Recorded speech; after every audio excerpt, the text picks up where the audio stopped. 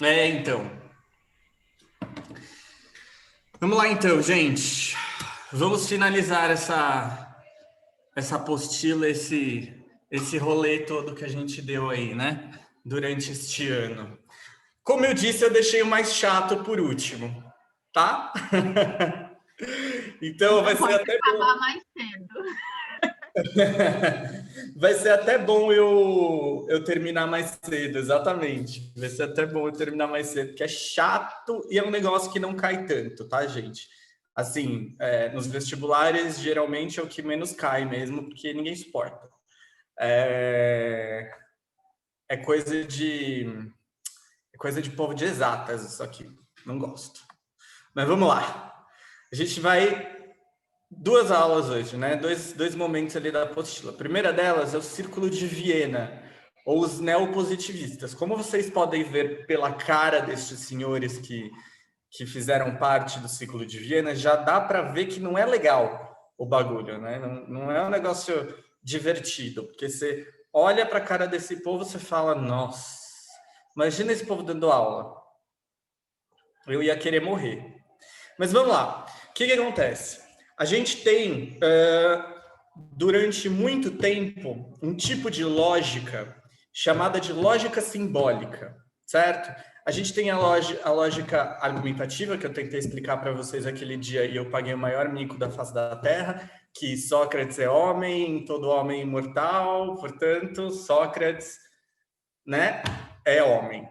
Sócrates é mortal, portanto, é isso aí. Todo homem é mortal, Sócrates é mortal, portanto, Sócrates é homem. Ó, quase que eu pago outro mico agora. Então, a gente tinha um tipo de lógica que estava estabelecida ali desde o Aristóteles até um cara chamado Ludwig Wittgenstein. O Wittgenstein ele tem dois momentos da teoria dele. O primeiro momento é o Tratatus Lógicos Filosóficos, e o segundo momento é quando ele vai para essa pegada do Círculo de Viena. Então, olha só, o que ele falava no Tratatus Lógicos Filosóficos? Basicamente o seguinte: eu posso me referir a várias coisas de diferentes formas. Então, ele vai usar como exemplo sempre o seguinte: a estrela da manhã, a estrela vespertina, Vênus. Todas essas formas de me referir a Vênus são diferentes, mas eu estou me referindo à mesma coisa. Então, eu tenho um referencial único com vários referentes diferentes, certo? Então, a lógica para o Wittgenstein, ela podia ser isso. A gente podia falar qualquer coisa, e qualquer coisa poderia ser lógica. Então, por exemplo, se a gente for pegar o argumento da prova da existência de Deus de Descartes, a gente vai ver que ele é imbatível logicamente. Não tem quem consiga combater o argumento logicamente. Se eu construir uma tabela de verdades, se eu construir um sistema de tableau para vocês, vocês vão ver que vai sempre dar uma tautologia, ou seja, todas as premissas são verdadeiras, né? Então, se todas as premissas são verdadeiras, a gente tem o que se chama na lógica de tautologia, beleza? É o nome que se dá.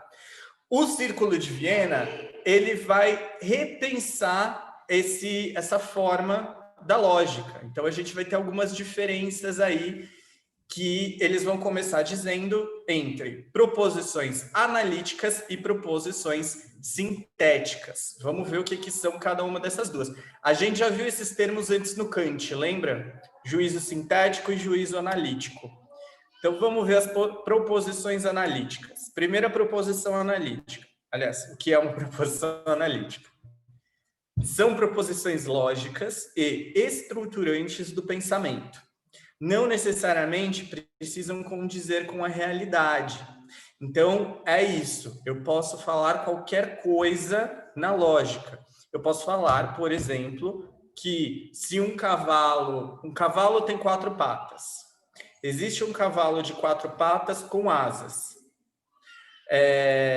Portanto, um Pégaso existe. Eu pulei aí algumas etapas, tá? Mas é basicamente isso. Portanto, Pegasus existe. Eu posso falar, isso pode ser tautológico, eu posso estar falando uma verdade lógica, mas não necessariamente essa verdade lógica condiz com a realidade. Beleza? Então, uma proposição analítica é esse tipo de proposição, que não necessariamente ela vai condizer com a realidade. Tudo bem? Dúvidas? Então, beleza, vamos seguir aqui. Então, as proposições sintéticas são proposições empíricas e que dependem do estudo da realidade em cada campo das ciências. Então, quando eu quero provar alguma coisa, dependendo do campo da ciência que eu estou, essa minha provação, ela tem que ser lógica. Eu preciso estar dentro da lógica da ciência. Eu preciso estar dentro da lógica daquele campo da ciência que eu estou falando, que eu estou estudando e tudo mais. Certo? Então, as proposições empíricas, elas vão tentar provar o que eu estou falando. Por exemplo, a teoria da relatividade. Eu vou tentar... Desculpa. A teoria da relatividade, não. A teoria da gravidade, perdão. A teoria da gravidade. Eu vou tentar provar a teoria da gravidade por meio de observação e por meio de experiências, né? Então, eu posso mostrar empiricamente que a teoria da gravidade é real. Beleza? Então, isso é uma proposição sintética. Opa, tinha mais alguma coisa aqui que eu não coloquei. Tudo bem, vamos lá. A proposição sintética, ela é a única que pode ser provada, porque ela é empírica, certo? Pode falar, Lê. Ô, Di, o Henrique pediu no chat para você dar um exemplo da primeira, e eu queria te pedir isso também, por favor, porque acho que ficou meio confuso para mim ainda. Sim, dou, sem problemas. Vamos lá.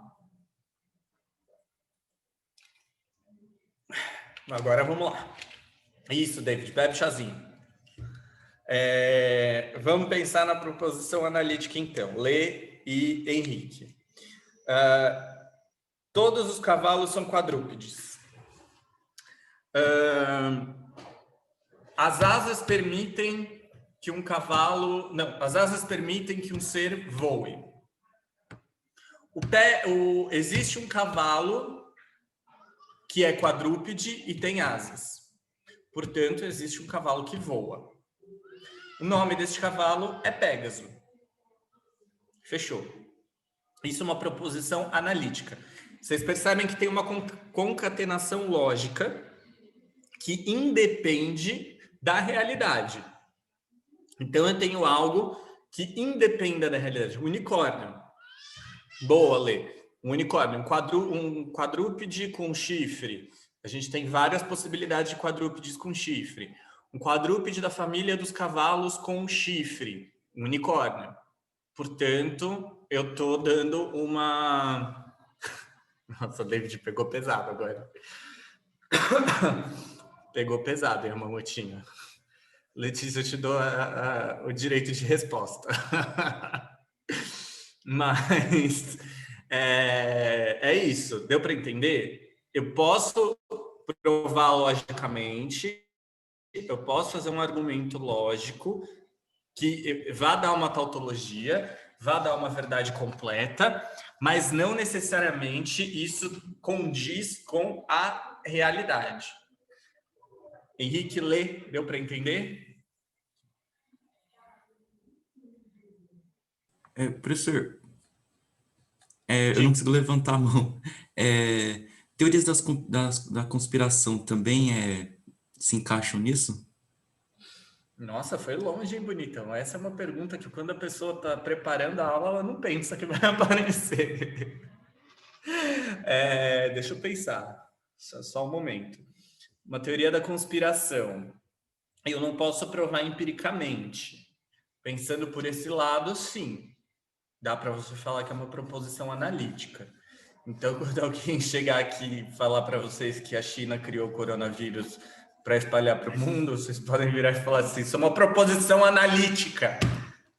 Então, tudo certo, às vezes que vocês venceram o debate. Dá para pensar assim, sim, David, tá? E aí a proposição sintética ela é justamente o que eu posso provar empiricamente. Então aí a gente tem várias coisas que eu posso provar empiricamente no âmbito das ciências. Beleza? Importante falar que do estudo da realidade em cada campo das ciências. Cada campo das ciências vai ter um lugar, uma ferramenta específica. Me dá um... Desculpa. Então, olha só.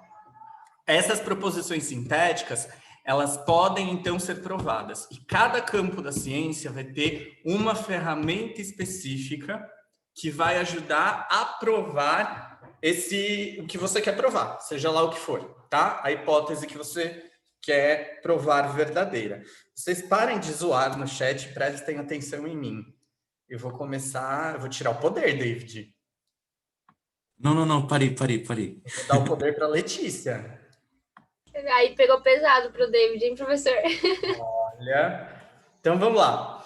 O Círculo de Viena, então, ele vai defender a verificabilidade. Então, que a gente pense em proposições que podem ser verificadas. Não adianta para eles a gente ficar pensando em proposições que não podem ser verificadas. E aí? O que a gente faz? Né? Não faz porra nenhuma, não é mesmo? Então, olha só. Apenas as proposições sintéticas são possíveis de verificação, ou seja, elas podem ser verificadas empiricamente, como eu já disse antes. E aí a gente vai ter a seguinte esfera, certo? A esfera das proposições possíveis. Quero que vocês imaginem essa esfera assim. Num momento, a gente vai ter a forma lógica. Platão, certo? Não condiz com a realidade. Então, a gente tem lá aquela forma lógica, que a gente pode pensar logicamente naquilo. O discurso do Platão é um discurso lógico. O discurso do Platão é um discurso que pode ser uma tautologia, de acordo com o argumento que ele faz, mas ele não tem sentido para o Círculo de Viena. Ele não tem sentido para o Círculo de Viena porque ele não condiz com a realidade. Tá? Aí Platão, Santo Agostinho, São Tomás de Aquino, toda essa galera de uma tradição das ideias mesmo, uma tradição mais, né, abstrata. Proposições das ciências empíricas, portanto, as proposições da biologia, as proposições da física, todas essas proposições da química, todas essas proposições, elas podem ser provadas, portanto, elas têm sentido com a realidade, justamente porque elas são empíricas e podem ser provadas, tá? E por último, as proposições metafísicas, que é basicamente a mesma coisa ali do Platão, mas aqui, por proposições metafísicas, eu estou pensando em Deus, por exemplo, eu estou pensando no amor, eu não posso definir essas coisas, beleza?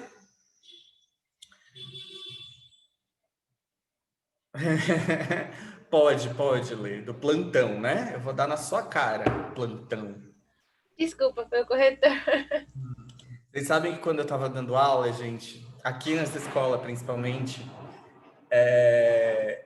eu ia dar uma prova de Platão, por exemplo. Eles escreviam tudo menos Platão. Era plantão, era pratão, era prantão, era plato, era qualquer coisa. Mas Platão era difícil de sair. Aí teve uma hora que eu cheguei e falei assim, tem um ponto que escrever Platão certo. E quando eu fui dar Nietzsche, então? O bagulho era muito louco. Bem difícil. Mas eu me diverti. Aí, beleza. Então, essa filosofia da verificabilidade, o Círculo de Viena vai colocar aí algumas coisas bem certas, algumas funções bem certas para essa filosofia, tá? Essas funções serão: número 1, a filosofia serve à ciência para formar uma teoria científica enquanto método. Então, a filosofia, para o Círculo de Viena, a partir ali do século XX, ela precisa passar a ter a função de servir à ciência, tá? Ela não é mais a ciência que serve à filosofia. A filosofia não é mais a mãe de todas as ciências. A filosofia passa a ser um método rigoroso de investigação, beleza? Que eram as minhas aulas mais chatas na faculdade. Então, a filosofia ela tem que ser rigorosa. Ela tem que ver pormenor por pormenor para você conseguir chegar a alguma conclusão. E ela tem que ajudar a verificar. Então, o método das ciências naturais, o método de investigação das ciências naturais, ele tem que ser perpassado pelo método filosófico de investigação, que é basicamente o questionamento, né? A atitude filosófica lá atrás no Sócrates, né? Então, você questionar as coisas é o movimento dialético socrático, não hegeliano nem marxista, mas o pensamento dialético lá, socrático, de você ir complementando ideias até você chegar numa ideia final, que para eles a filosofia deve servir, tá? Ponto 2. A filosofia deveria abandonar as questões metafísicas. Ou seja, a filosofia não tem mais que se preocupar com Deus, a filosofia não tem que mais se preocupar com o amor, com a justiça, ela não tem mais que se ocupar com essas questões. Por quê? Porque essas questões são analíticas e não sintéticas, portanto, não tem verificabilidade. Se não tem verificabilidade, não tem utilidade. Percebam que aqui o Círculo de Viena está pensando numa filosofia útil, né? Uma filosofia que tenha serventia prática para o progresso científico. Então, lembrando que a gente está ali na primeira metade do século XX, lembrando que o capitalismo está se estabelecendo, lembrando que as ciências da natureza elas estão evoluindo muito, né? Elas estão cada vez mais fortes. Elas estão cada vez mais presentes na vida, a tecnologia está se desenvolvendo e, por isso, a filosofia precisa ser útil, tá? A filosofia como elucidação dos enunciados e proposições produzidas pelas observações empíricas, ou seja, esse método filosófico, ele vai me ajudar a elucidar as coisas que eu estou observando e que eu estou experimentando empiricamente. Então, a filosofia, de novo, aí como útil, como método. O critério da ciência deve ser dotado de sentido. Então, toda vez que eu for fazer uma pesquisa científica, toda vez que eu for me debruçar sobre algo científico, esse critério que eu vou usar, que é o critério da ciência, ele tem que ter um sentido empírico, ele tem que ter um sentido na realidade. Não adianta eu ficar buscando coisas sem sentido.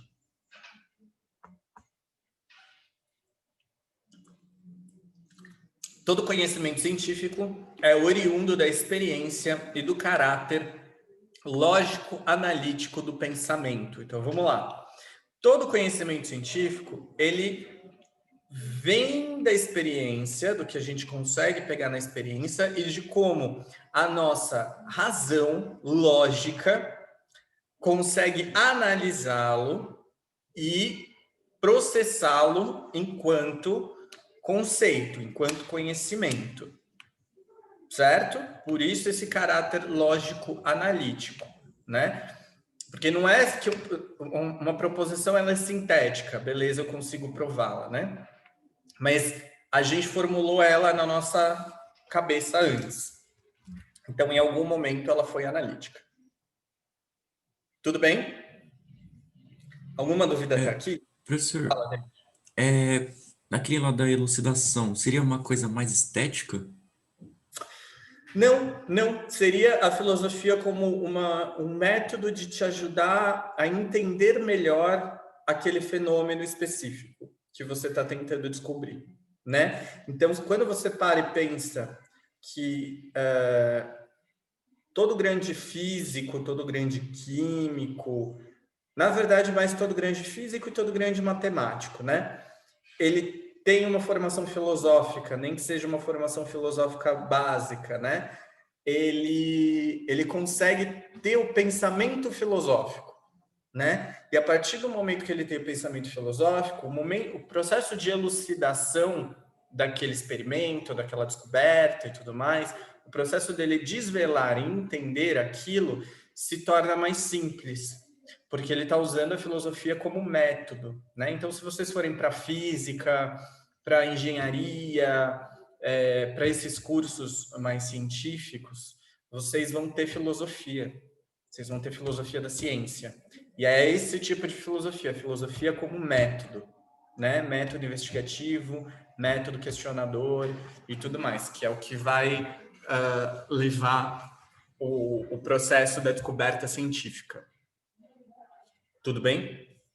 Sim, e professor, só mais uma coisa. Então eles não desprezam totalmente a parte analítica, né? Porque precisa, né, da parte analítica para desenvolver o pensamento também, né? Precisa porque ele faz parte da nossa razão, né? Eles estão baseados no Kant aqui, se você parar para pensar, né? O que era um juízo analítico a priori e um juízo sintético a posteriori?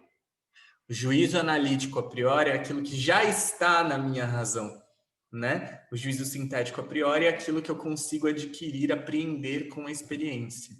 Então, eles estão tirando isso do Kant, já existe um raciocínio lógico formado na minha razão que me ajuda a compreender o que está a posteriori, portanto, o que está presente aí na materialidade, né? Na vida mesmo. Não usei o termo materialidade, eu fui muito marxista. Tá bom. Mais alguma dúvida, alguém? Então, beleza. Seguimos. Então, vamos lá. Você tem que ter critérios de verificabilidade, né? Esses critérios de verificabilidade, eles são a pesquisa científica em laboratório e a repetição de experiências e verificação de protocolos. Então, uma vacina, a Coronavac, por exemplo, que a gente está aí aguardando ansiosamente cada suspensão nos testes, a gente já fica aflito de novo. Como que ela é feita?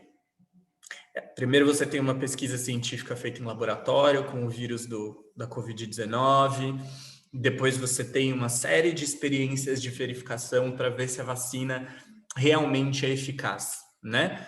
Uma vez a vacina, e com protocolos, uma série de protocolos que tem que ser observados, e aí vai depender de cada produto que você está produzindo. Dando certo, isso tendo sido finalizado, o que acontece? Pá, você tem a vacina, você tem algo que é aprovado, e aí você chega a uma conclusão específica. Simples. Tudo bem?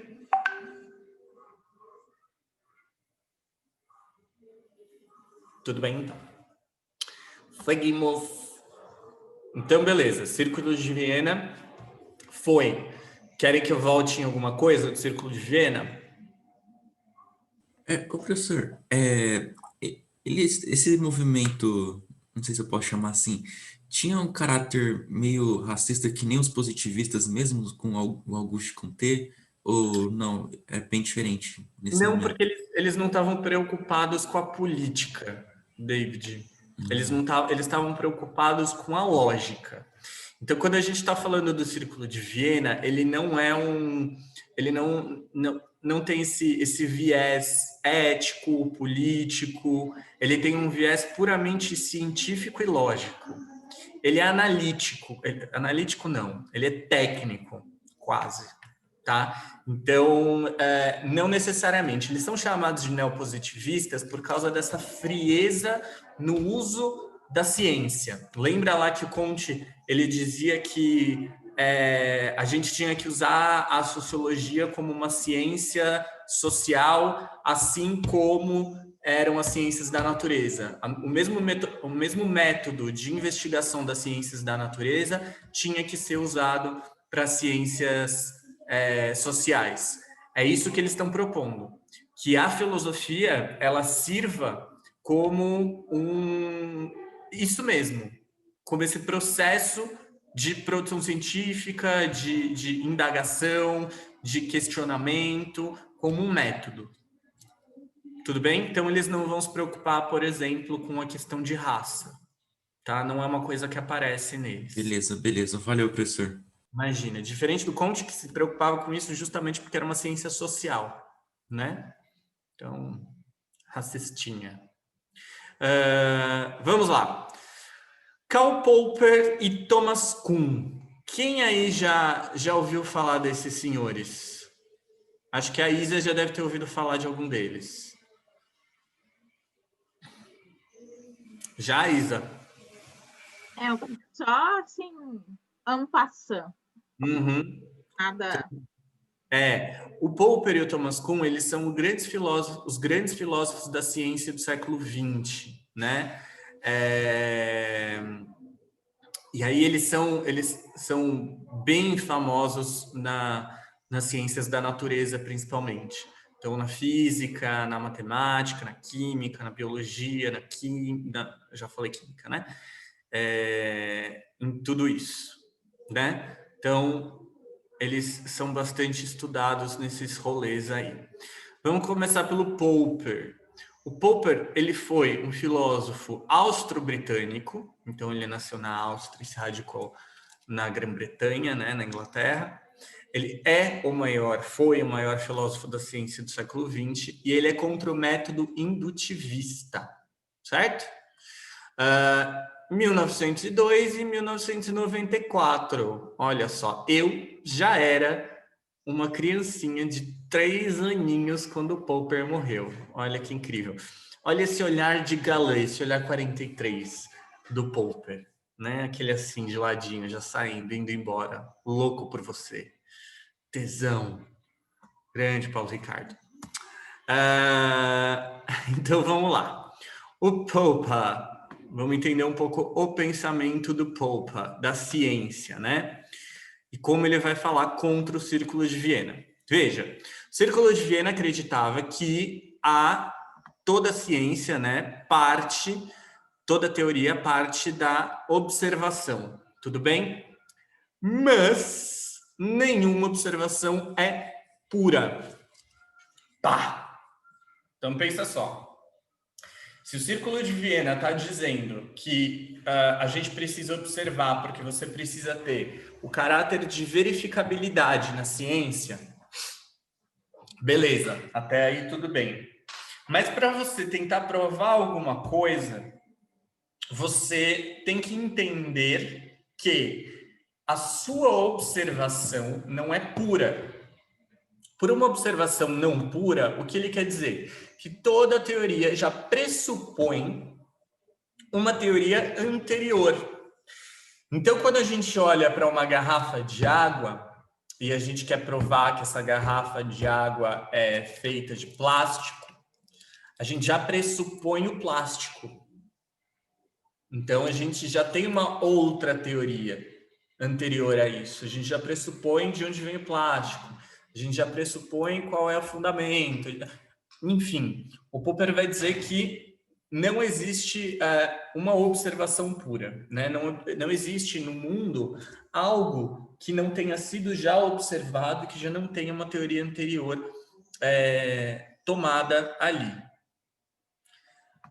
Então, ele pressupõe uma atividade seletiva dos fenômenos que serão investigados. Então, eu não vou investigar absolutamente tudo no mundo, porque a lógica, ela me permite investigar tudo, todas as coisas. A lógica me permite falar de absolutamente tudo, mas o Popper vai dizer que a gente tem uma certa seletividade no momento de investigação. Então, essa seletividade, ela é histórica, ela é social. Aqui o Popper já está indo para esse lado, porque o Círculo de Viena é bem pragmático, né? O Popper, ele está pensando aí mais nessa questão social, cultural, racial. Por exemplo, o que é uma questão para mim não é uma questão para um homem negro, certo? Aqui pensando em sociedade. Agora, pensando em ciência, uma questão científica do bioma brasileiro não é uma questão científica do bioma japonês, do bioma espanhol, do bioma africano. A gente vai ter preocupações específicas. A gente vai investigar fenômenos específicos, né? Então, seletivos. Tudo bem? Beleza. E aí vem a grande teoria do Karl Popper, que é a teoria da falseabilidade, ou o falsificacionismo, que eu gosto bastante dessa teoria, diga-se de passagem. Vamos lá entender o que é o falsificacionismo ou a falseabilidade. Primeiro momento, eu quero provar alguma coisa. Então, eu levanto uma hipótese, certo? Levantei a hipótese de que a Letícia é venenosa. Ok? Submeto a diversas maneiras de falseá-la ou refutá-la pela experiência. Não me xinga não, Letícia, que eu já vou refutar isso daqui, ó. Então, em vários momentos eu vou colocar a experiência, vou submeter a ler a diversas maneiras de tentar falsear, porque o meu objetivo para o Popper não é chegar à conclusão, é chegar à falsificação da minha teoria. Eu não quero provar a minha teoria, eu quero provar que essa teoria está errada. Chato, né? Ele é aquele cara que chega do contra. Ele é aquele cara que você tá lá na conversa de bar, tá todo mundo concordando que a minha camiseta é preta. Essa pessoa vai virar e vai falar: sua camiseta é azul marinho, meu filho. O que você tá falando de preto aí? É esse cara, tá? Mas esse cara é muito importante, vocês vão ver por quê. Então, eu vou submeter a hipótese de que a Letícia é venenosa a várias maneiras de tentar falseá-la ou refutá-la por meio da experiência. Quando a teoria resiste à refutação, então, provamos que a Letícia é venenosa, certo? A Letícia é uma grande vilã de um romance da Agatha Christie ou de uma novela mexicana, né? A Letícia, ela é parente da Paola Bracho. Tá provado. Aí, beleza. Então, essa teoria foi corroborada. A Letícia é venenosa. Ponto. Eu não consegui falseá-la. Eu não consegui falsificá-la. Portanto, essa teoria está corretíssima. Certo? Correta, corretíssima. Quando a teoria é falseada, quando por alguma forma da experiência eu consegui perceber que, na verdade, a Letícia não é venenosa, que a Letícia, muito pelo contrário, é um anjinho de candura, e que, na verdade, o venenoso é o David, aí a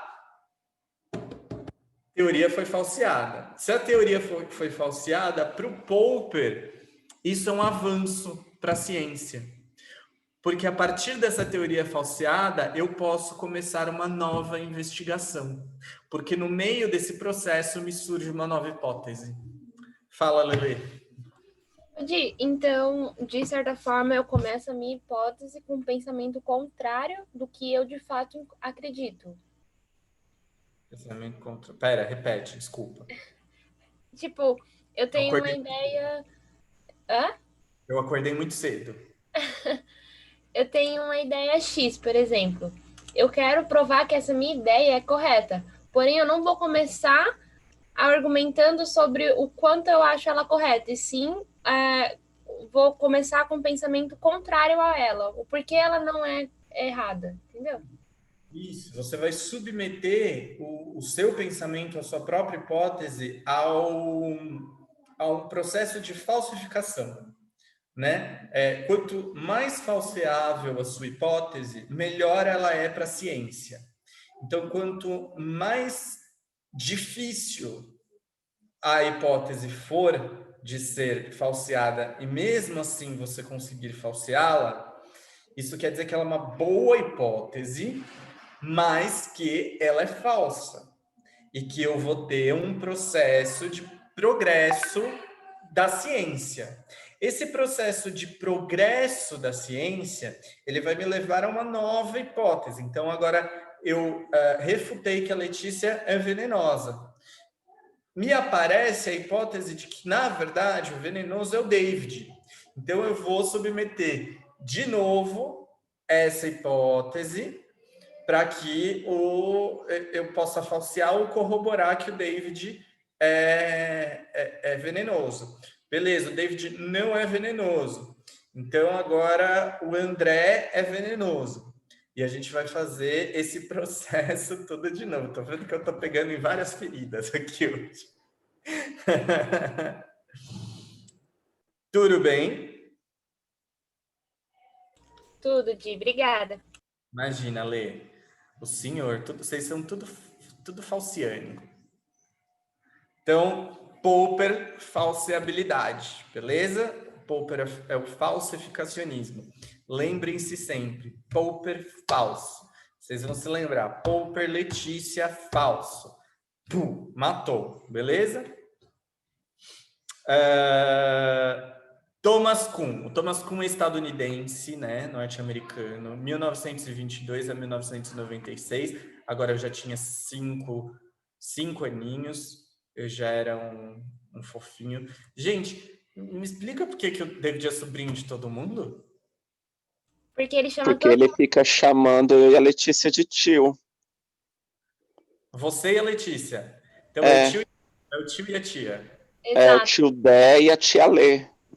Tio Dé e tia Lê. Deus é mais, hein, David? Tá Ele carente tá de chamando- tio? Daqui a pouco ele tá chamando o senhor de tio também, professor. Não me chamando de pai, tá tudo certo. Que eu não tenho idade para ter filha da cidade aí, não. Você tem quantos anos, David? 18. Imagina, gente, há 18 atrás eu era um baby.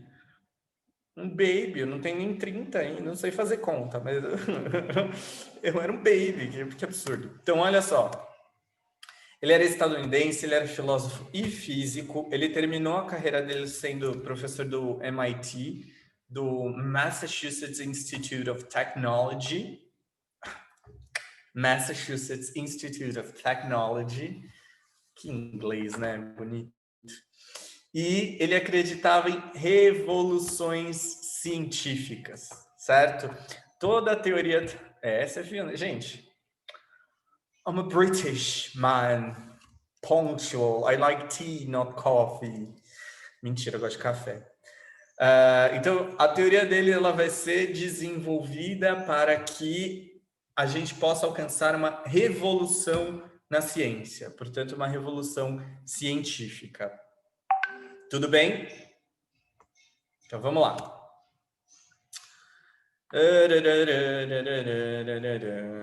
Ele era louco. Filosofia e física é para poucos mesmo. Sem dúvida alguma, Gi, você está certa. O bagulho é louco. Eu já falei para vocês que eu quase fiz física, né, gente? E que eu desisti de física por causa da matemática. Porque eu falei, gente, eu adoro física, mas não sei fazer conta, né? O que vai acontecer comigo nessa faculdade? Sofrimento, dor e sofrimento. Então, olha só. O Kuhn vai partir de paradigmas, né? Então, ele vai dizer o que é um paradigma. Primeiro, antes de mais nada, vamos definir um paradigma. Um paradigma é, e eu leio, conjunto de conceitos fundamentais e procedimentos padronizados que orientam e determinam a prática científica numa dada época. Ou seja, você tem uma comunidade científica estudando, trabalhando, se questionando. E essa comunidade científica, ela vai estabelecer paradigmas, ou seja, ela vai estabelecer conceitos, procedimentos, padrões para orientar e determinar a prática científica. Agora, prestem atenção, numa dada época.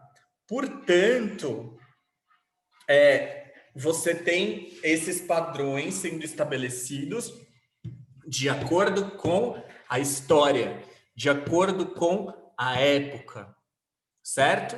Não é estabeleci aqui e isso vai servir para daqui a 10, 15 anos, ainda mais nos nossos dias, que as coisas se movem muito mais rápido, né? Que o progresso científico acontece muito mais rápido, que a gente se aproxima de certas soluções muito mais rápido. Vocês estão conseguindo me ouvir bem? Sim? Tá de boa? Não tá travando? É que ele me deu um aviso que a conexão tá instável. Então, beleza. Então, vamos lá.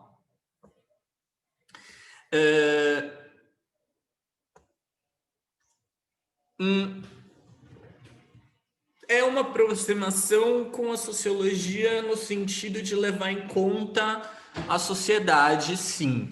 Mas é também uma aproximação da história, mais do que da sociologia.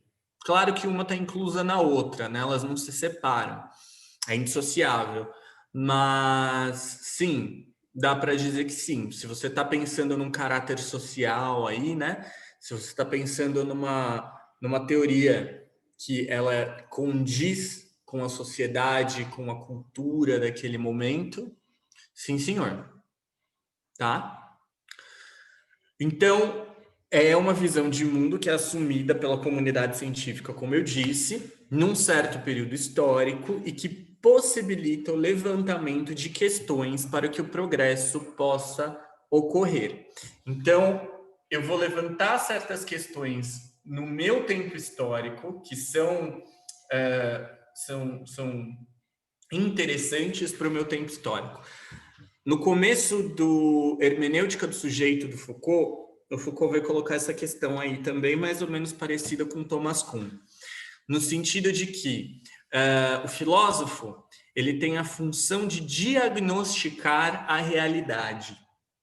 Então, o filósofo ele olha para a sua realidade, para o seu momento, para o lugar em que ele vive, e a partir das ferramentas, e aí Foucault considera a filosofia como uma ferramenta, a partir dessa ferramenta, dessa caixinha de ferramentas que a gente possui, a gente consegue diagnosticar a realidade. O Kuhn está fazendo a mesma coisa aqui, só que com a ciência, certo? A partir dessa caixinha de ferramentas que eu tenho e a partir desses paradigmas, desses padrões para que eu possa seguir, que eu tenho estabelecidos aqui, então eu consigo buscar o conhecimento, eu consigo tentar alcançar a ciência de alguma maneira. Certo? Fechou. Para o Kuhn, a gente vai ter 3 momentos de uma ciência. Então, a gente vai ter 3 etapas possíveis da ciência. A primeira etapa é um momento pré-paradigmático. Então, é um período antes do paradigma ser estabelecido, né? Então, a gente vai ter problemas que são originados pelo cotidiano, que pedem explicações e ainda não apresentam consenso. Você pode perguntar, Diego, dá para você pensar na Grécia antes da filosofia, na Grécia do período homérico?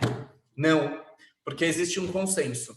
O consenso era um mito, tá? Então, você tem aqueles problemas que são originados do cotidiano, mas você tem uma solução para eles. Você tem um consenso de solução, mesmo que essa solução seja por meio de mitologia, certo?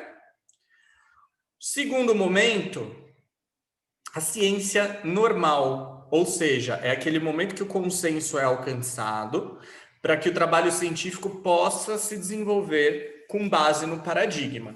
Por exemplo, qual era o paradigma dos pré-socráticos? Que os pré-socráticos, qual era a principal preocupação dos pré-socráticos? Quem lembra? Metafísica, né? Sim, mas o que eles queriam investigar, David? Constituição da matéria, eu não lembro muito bem. E, basicamente, era mais ou menos isso, né? Isso, arqué, a origem do universo, a origem das coisas. Então, a constituição do mundo, da matéria e tudo mais. Esse é o paradigma dos pré-socráticos. A arqué é o paradigma deles. Então, a partir da arqué, eu consigo levantar possibilidades de explicação para a origem do mundo, certo? Ciência normal. Só que aí vai ter um momento de crise, no qual o paradigma é questionado porque ele não resolve uma série de anomalias que estão sendo acumuladas. Então, esse processo pode levar ao que o Kuhn espera que leve mesmo, que é uma revolução científica. Esse momento, ele vai chamar de um momento de uma ciência extraordinária. Por exemplo, eu não coloquei aqui, eu acho. Não coloquei aqui, tudo bem, mas eu lembro de cabeça. Por exemplo, a gente tem Galileu, a gente tem Copérnico, Galileu, Newton, Einstein, certo? Então a gente tem esse processo na ciência. E um vai ser a revolução do outro. A ciência, portanto, ela progride, o pensamento científico ele progride a partir de pequenas revoluções científicas, né? Então, por exemplo, há uns anos atrás, eu não vou me aprofundar no assunto porque eu não entendo, mas quando encontram a partícula de Deus, né? Que eles chamam de partícula de Deus. Ou quando, por exemplo, a gente começa a pensar em física quântica. Ou, por exemplo, encontram a cura da AIDS. Aí a gente vai tendo esses processos de revolução científica, certo? Que são dados pelo nosso tempo. Então, se a gente pensasse, por exemplo, período pré-paradigmático, vamos pensar na AIDS, tá? Período pré-paradigmático, não se entende a AIDS. É um problema que vem do cotidiano, ele aconteceu, ele existe, ele é presente. Ninguém sabe o que é o vírus da AIDS.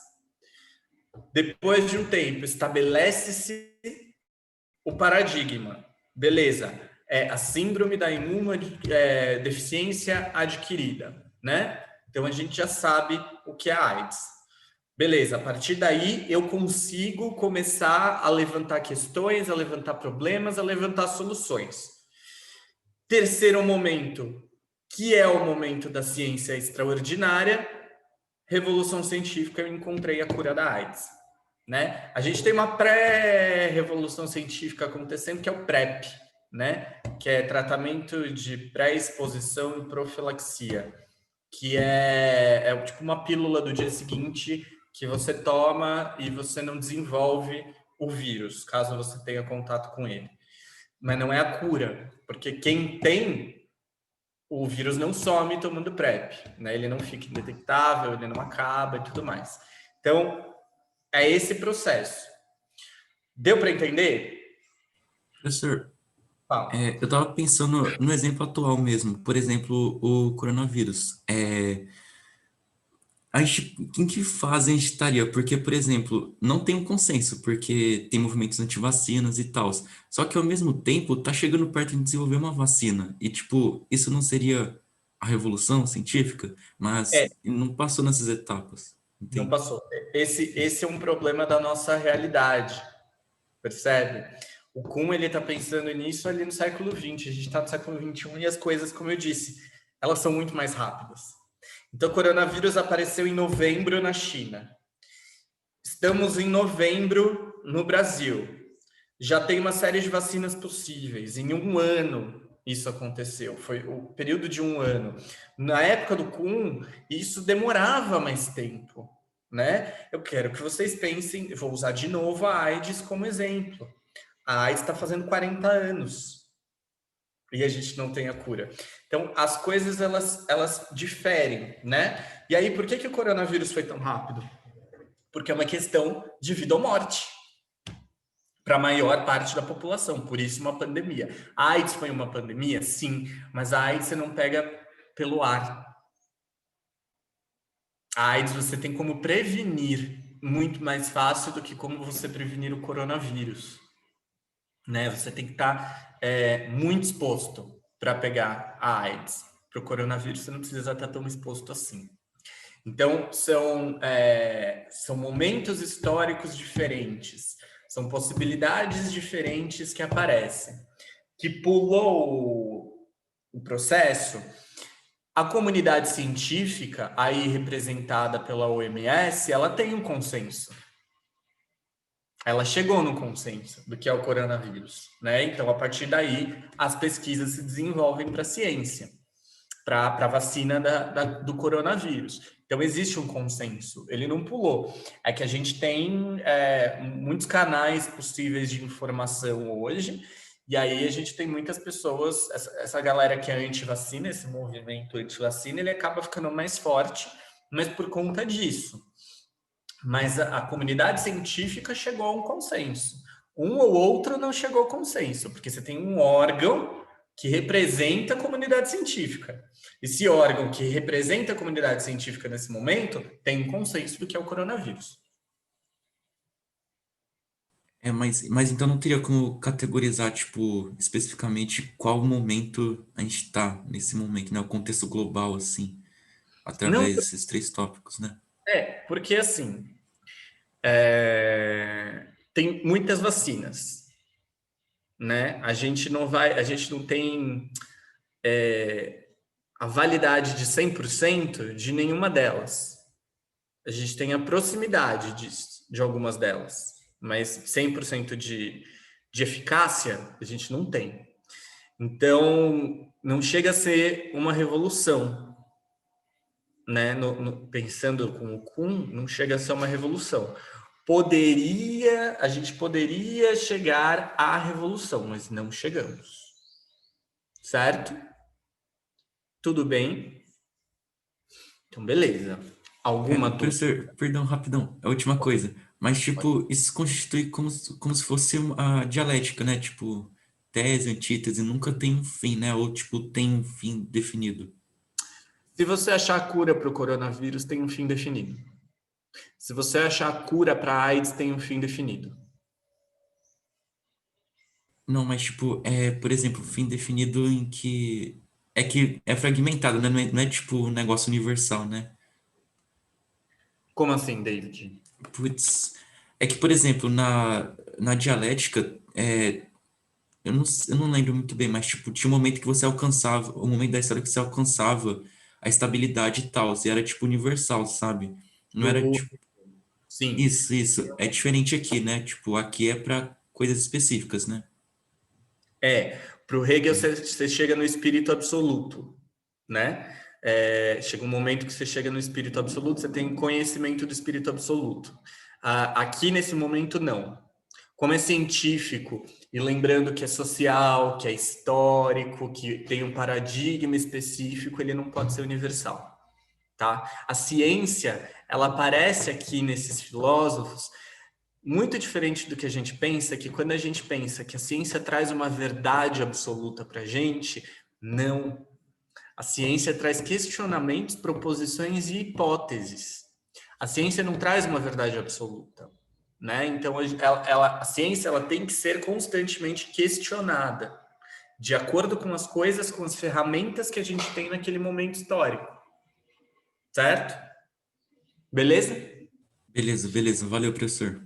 Imagina, meu amor. Mais alguém? Então, beleza.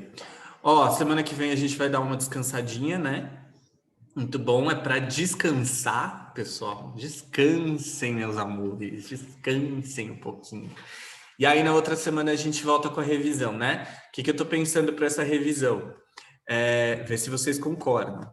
A gente faz um número maior de pensadores por aula e resolve pelo menos uma questão de cada um desses pensadores. Então, por exemplo, sei lá, Platão. Falamos de Platão, questão do Platão. Aristóteles, falamos de Aristóteles, questão do Aristóteles.